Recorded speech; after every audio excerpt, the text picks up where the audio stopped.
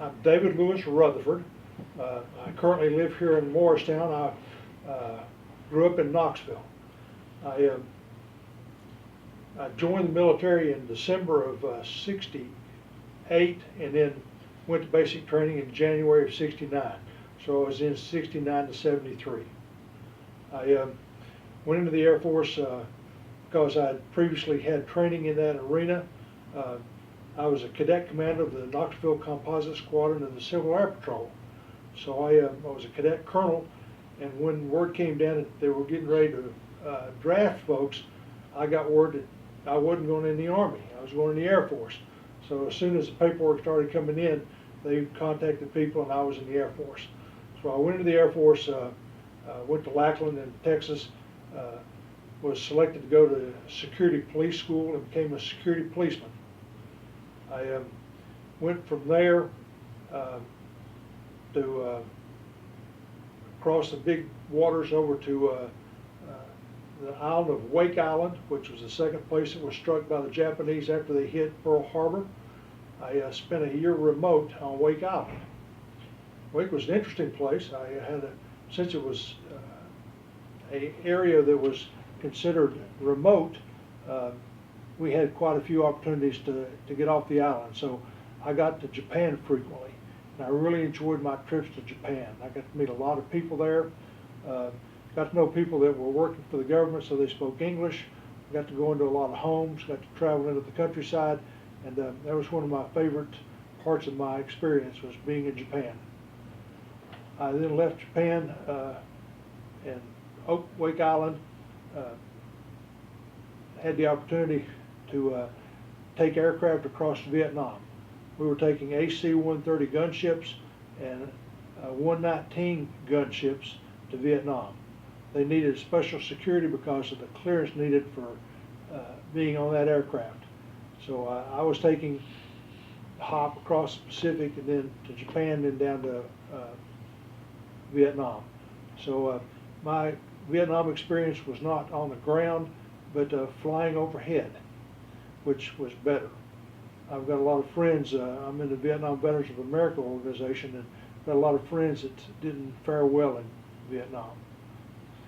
I left my Wake Island experience and went to Northern California, where I served in the Air Defense Command. We were in charge of alert aircraft, 105 jets that flew out over the Pacific to interdict anything that was coming in from China or that side of the world. We had alert aircraft, and we had nuclear weapons, air-to-air nuclear weapons, and I got pretty familiar with nuclear weapons security.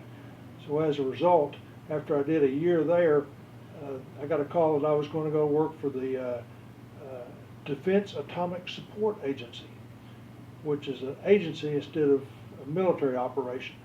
I was still in the Air Force and still wore the uniform, but I was sent to a multi-service unit in Albuquerque, New Mexico, where we kept all the nuclear weapons that were in storage. We had Army, Air Force, and Navy there, and after a short time, the Navy pulled out, and it was just Army and Air Force. But we had control of a mountain that was completely packed with nuclear weapons. I had one harrowing experience where I almost ran into one of those big boys. It was a thermonuclear weapon like they send up on rockets and missiles, and it has multiple warheads in it. And I came around a corner pretty quickly in a security alert truck and almost ran into one of those things. Well, I was pretty sure I couldn't pay for it if I damaged it. But it was an experience of learning what real security is. We had electric fences, and we had a lot of security there because, of course, you don't want anybody coming in and taking any of those nuclear weapons out or setting them off. So I did a couple of years stint there, and then was a staff sergeant when I made sergeant in 2 years and staff sergeant 3. So I was a staff sergeant and mustered out as a staff sergeant. It was a good experience. I grew up. I went into the service at 19, and made me a man, I hope. Made me the man I am today. Thank you for this opportunity to speak with you all, and and tell you my meager story. It doesn't measure up to a lot of veterans who have seen a lot of war action, but I did my time and I did my service. And I'm proud to have been in the United States Air Force. Thank you.